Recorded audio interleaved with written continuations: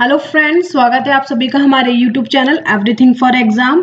मैं मिनाली तायल आज आपके सामने लेकर आई हूँ सिग्नल सिस्टम का क्लासिफिकेशन ऑफ सिग्नल सिस्टम्स के बहुत बेसिक्स क्वेश्चंस आते हैं एग्जाम्स में। अगर ANJN के हिसाब से हम देखें तो बहुत ही बेसिक्स क्वेश्चन आएंगे, क्योंकि टाइम पीरियड जिस हिसाब से हमको दे रखा है तो उसमें बेसिक्स क्वेश्चन हमको ज़्यादा करने पड़ेंगे उसमें।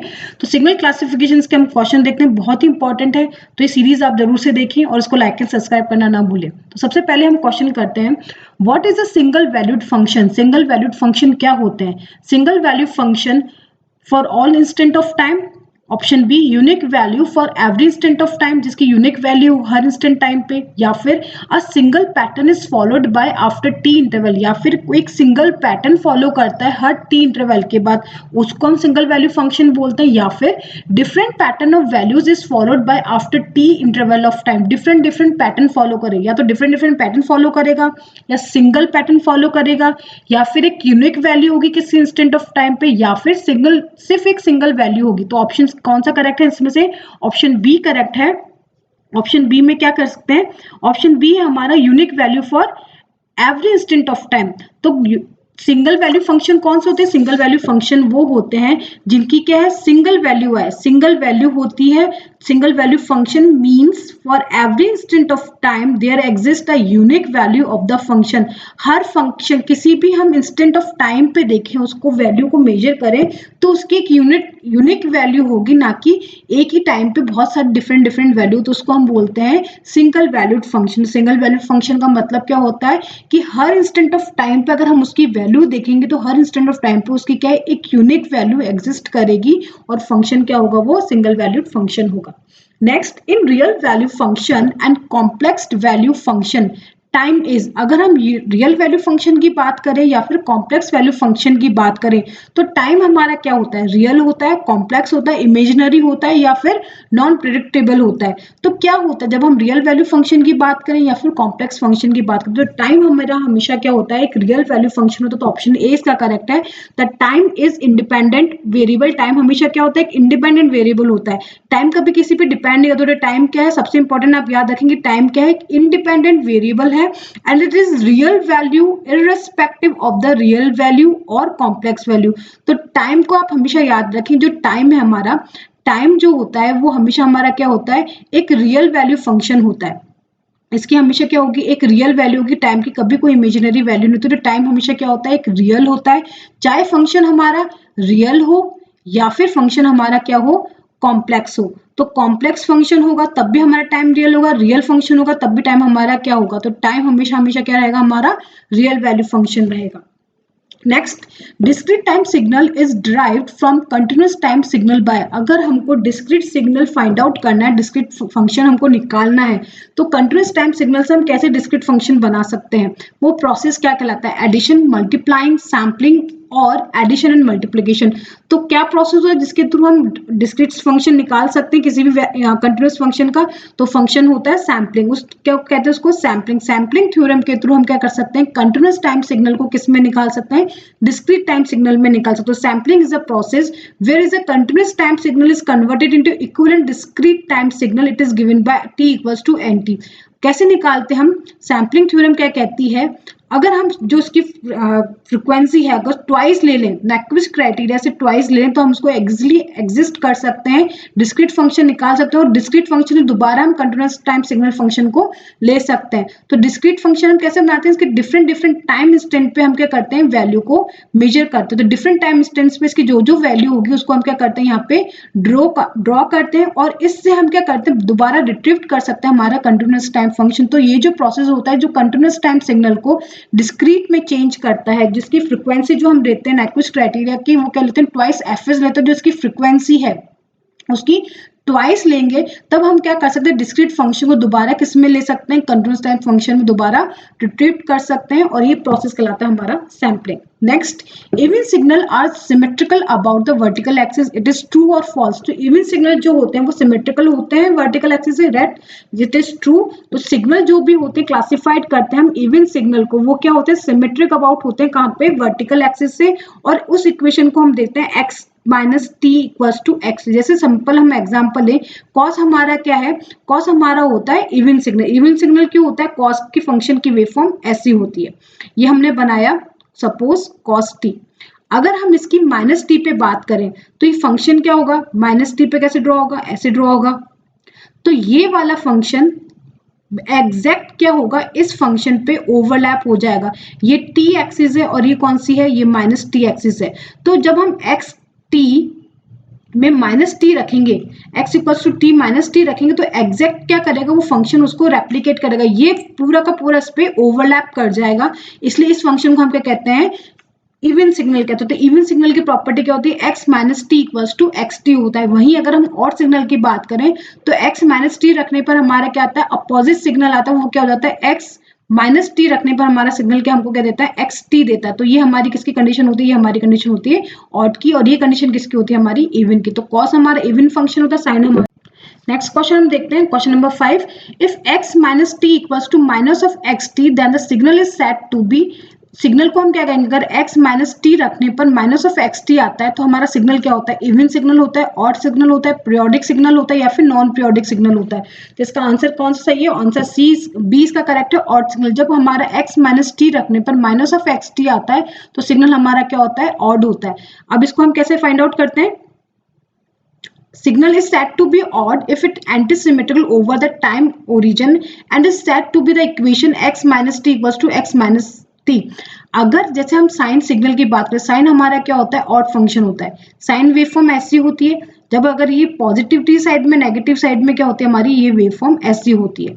ये हमारी टी एक्सिस है, ये हमारी माइनस टी एक्सिस है। माइनस टी एक्सिस पे वेवफॉर्म ऐसी है।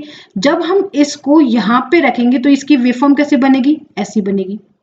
अगर हम इसको ओवरलैप करना चाहेंगे तो ये जस्ट इसके अपोजिट है, यहाँ पे एग्जिस्ट कर रही है, यहाँ पे होनी चाहिए। तो हमको जो सिग्नल है x माइनस टी रखने पर हमारा क्या आ रहा है, माइनस ऑफ एक्स टी आ रहा है, जस्ट उसका अपोजिट आ रहा है। तो ये कंडीशन जब होती है तो सिग्नल हमारा क्या होता है, ऑड सिग्नल होता है। मीन्स वो एग्जैक्टली उसको ओवरलैप नहीं कर पाता, ओवरलैप नहीं करता, और क्या होता है, जस्ट उसका अपोजिट साइन को शो करता है। टाइम एक्सिस क्या होती है, जस्ट अपोजिट। तो उसको minus of X T means इसका एम्पलीट्यूड पॉजिटिव, इसका एम्पलीट्यूड यहाँ पे क्या दे रहा है, नेगेटिव दे रहा है।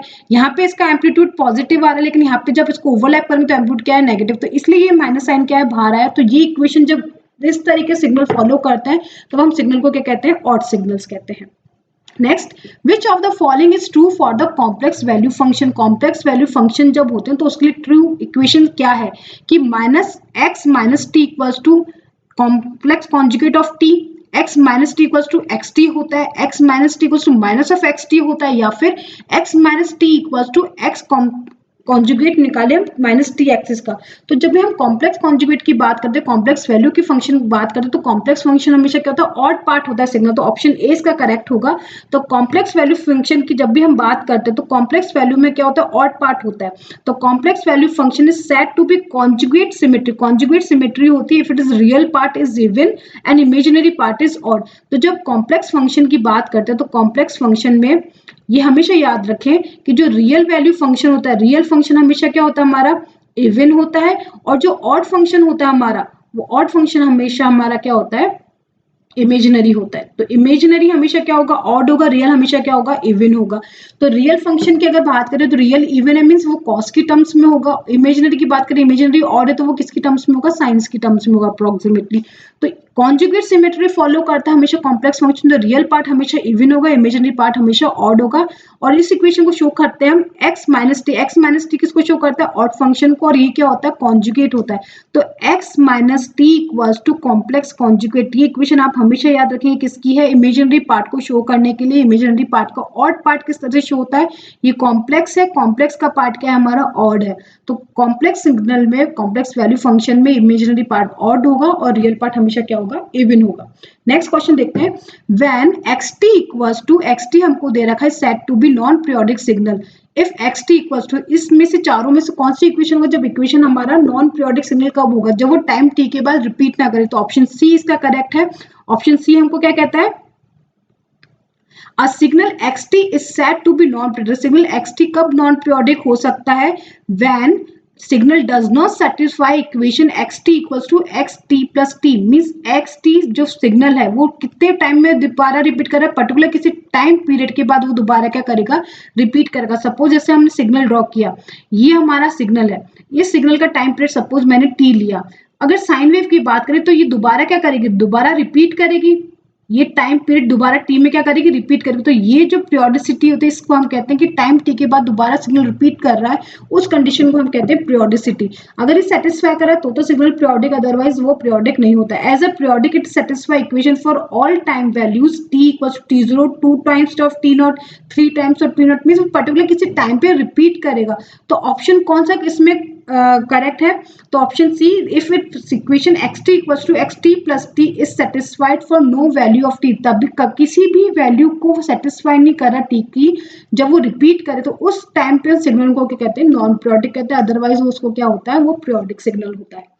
नेक्स्ट क्वेश्चन लेते हैं, fundamental frequency xn is given bye, fundamental frequency अगर किसी सिग्नल के डिस्क्रीट फंक्शन की निकालनी तो वो कैसे निकालते हैं, omega equals to 2 pi by n, 2 pi multiply by n, 4 pi multiply by 2n और 2 पाई बाय n। तो आंसर करेक्ट क्या है, और आंसर ए इसका करेक्ट है। फंडामेंटल फ्रीक्वेंसी अगर हमको निकालनी तो वो क्या होती है, फंडामेंटल फ्रीक्वेंसी होती है स्मॉलेस्ट फ्रीक्वेंसी, स्मॉलेस्ट वैल्यू होती है n की, जब वो रिपीट करता है satisfy the equation 2 pi by n where n is a positive integer. किसी भी फंक्शन को अगर हम ले, किसी भी सिग्नल को हम ले, तो स्मॉलेस्ट वैल्यू के कितने टाइम बाद वो रिपीट करता है उसको निकालने का तरीका क्या होता है, 2 पाई बाय n। तो फंडामेंटल फ्रीक्वेंसी का फॉर्मूला क्या होता है, 2 pi by n। Next, the noise generated by the amplifier और audio radio is an example of, जो नॉइज जनरेट होती है रेडियो एम्पलीफायर में वो किसका एग्जांपल है, डिस्क्रीट सिग्नल का, डिटरमिनिस्टिक सिग्नल का, रैंडम सिग्नल का, या फिर पीरियोडिक सिग्नल का। तो जो नॉइज जनरेट होती है, नॉइज हमेशा मेरा क्या होती है, रैंडम प्रोसेस होती है जिसमें वो जनरेट करती है। तो नॉइज को आप हमेशा याद करें, नॉइज हमेशा हम क्या होती है, रैंडम सिग्नल होती है। It is a one which there is uncertainty before it actual occurrence, हमको एग्जैक्टली पता नहीं कर सकते किस टाइम इंस्टेंट पे उसकी क्या सिग्नल की स्ट्रेंथ होगी, क्या वैल्यू होगी। तो अनप्रिडिक्टेबल सिग्नल होता है, अनडिटर्मिनिस्टिक सिग्नल होता है और अनसर्टेनिटी के साथ डेवलप्ड होता है। तो noise is the best example of the random signal. तो रैंडम सिग्नल का जब भी हम एग्जांपल देते हैं तो रैंडम सिग्नल के लिए हम क्या कहते हैं, noise is the example of random signal. Next question देखते हैं, energy signal has the zero average power and the power signal has zero energy. कि जो एनर्जी सिग्नल की हम बात करते हैं तो एनर्जी सिग्नल की जीरो पावर होती है, लेकिन पावर सिग्नल की जब हम बात करें उसकी एनर्जी जीरो होती है। सही है कि गलत, ये फॉल्स है, क्योंकि जब हम एनर्जी सिग्नल की बात करते हैं तो एनर्जी सिग्नल की एनर्जी जब हम निकालते हैं तो एनर्जी हमेशा क्या होती है, फाइनाइट होती है, लेकिन पावर जब उसकी निकालते हैं तो पावर उसकी क्या होती है, जीरो होती है। Energy signal has the average power and the power signal has infinite energy. जब हम एनर्जी सिग्नल की बात करते हैं, एनर्जी सिग्नल जब होता है, एनर्जी सिग्नल की पावर क्या होती है, जीरो होती है। लेकिन जब हम पावर की बात करते हैं तो पावर की कुछ ना कुछ वैल्यू क्या होती है, फाइनाइट होती है, लेकिन उसकी एनर्जी क्या होती है, एनर्जी क्या होती है उसकी इनफाइनाइट होती है। दोनों चीज आप याद रखें कि एनर्जी सिग्नल की हम बात करें तो एनर्जी सिग्नल की पावर हमेशा क्या आएगी, जीरो आएगी, और पावर सिग्नल की बात करें तो पावर कुछ ना कुछ फाइनाइट वैल्यू आएगी, लेकिन उसकी एनर्जी हमेशा क्या आएगी, इनफाइनाइट आएगी। टर्म्स होती है किसकी, एनर्जी की और पावर की। Next, what is the fundamental frequency of discrete time wave shown in figure A. जो हमको फंक्शन दे रखा है ये, इस फंक्शन की फंडामेंटल फ्रीक्वेंसी क्या होगी। अगर इस फिगर को हम देखें तो ये फिगर कितने के टाइम बाद रिपीट कर रहा है, 1 2 3 4 5 6। अगर इस पैटर्न को हम देखें तो ये पैटर्न दोबारा रिपीट कर रहा है, 1 2 3 4 5 6। तो इसका अप्रोक्सीमेटली अगर हम देखें तो n नंबर क्या होना चाहिए, इसका 6 होना चाहिए। तो ऑप्शन बी इसका करेक्ट है। अगर हम इसका फंडामेंटल फ्रीक्वेंसी निकालें तो फंडामेंटल फ्रीक्वेंसी का फॉर्मूला होता है 2 pi by n। In the given example the number of sample in one period. अगर हम एक पीरियड की बात करें, जब वो रिपीट करते हैं वन पीरियड पे अगर हम बात करें तो इसका ये क्या है, वन पीरियड है। ये टाइम क्या है, इसका वन पीरियड है t, और इसमें कितने सैंपल आ रहे हैं, 1 2 3 4 5 6। तो जो n इसका है कितने नंबर कर रहा है, वो 6 नंबर आ रहा है। टाइम पीरियड t पे कितना कंप्लीट कर रहा है, 6 के बाद रिपीट कर रहा है। By substituting the value of n equals to 6 in the above equation, then we get the fundamental frequency as pi by 3।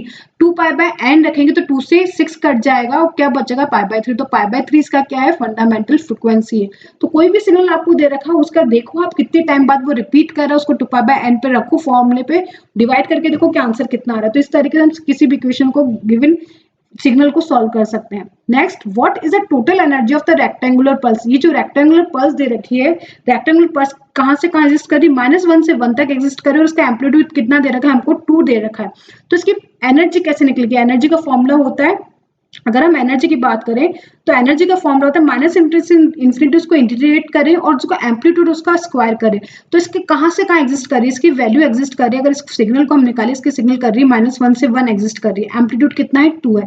तो 2 का स्क्वायर करेंगे और इसको क्या करेंगे, इंटीग्रेट करेंगे dt पे। तो 2 का स्क्वायर कितना हो जाएगा, 4, और लिमिट हमारी कहाँ जा रही है, -1 से 1। तो ये क्या हो जाएगा, 4 + 4 कितना आ जाएगा हमारा आंसर, 8a², क्योंकि a इसका क्या दे रखा है, एम्पलीट्यूड दे रखा है, तो यहाँ पे भी a आएगा और ये कितना हो जाएगा a, और यहाँ पे क्या आ जाएगा a²। तो 8 इसका क्या होगा आंसर। तो जो भी आपको सिग्नल दे रखा है उसके आप देखो कि लिमिट क्या दे रखी है, -1 से 1 दे रखी है। सपोज कोई क्वेश्चन होता है यहाँ पे 3 से 5 दे रखे, तो हम 3 से 5 उसको इंटीग्रेट करते हैं, जो उसका एम्पलीट्यूड दे रखा है उसका स्क्वायर करते और उसको निकाले। तो एनर्जी निकालने का फॉर्मूला था माइनस से इन्फिनिटी x² dt, इसका फॉर्मूला होता है। और दूसरा बेसिक कंसेप्ट क्या था कि जितना भी एरिया कवर कर रहा है वो कर्व के अंदर, वो हमारे क्या होती है, एनर्जी होती है। Next question, what is the total power of the rectangular purse. जो रेक्टेंगुलर पर्स हमको दे रखी तो उसकी पावर क्या होगी। तो एनर्जी सिग्नल है तो पावर इसकी क्या होनी चाहिए, 0। तो energy signal has 0 power and the finite energy. तो फिगर बी जो एग्जाम्पल दे रखा था हमको जो रेक्टेंगुलर पर्स का, तो एनर्जी उसकी पावर क्या होगी, 0 होगी। Next, what is the total energy of the signal. जो हमको ये सिग्नल दे रखा है इसकी टोटल एनर्जी हमको निकालनी। तो सेम इसी तरीके से निकालेंगे। यहाँ पे फॉर्मूला देखेंगे, इसका एनर्जी का फॉर्मूला होता है कि हम उसका एम्पलीट्यूड का क्या करें, स्क्वायर करें, और कहाँ से कहाँ वो एग्जिस्ट करे उसकी लिमिट लगाए।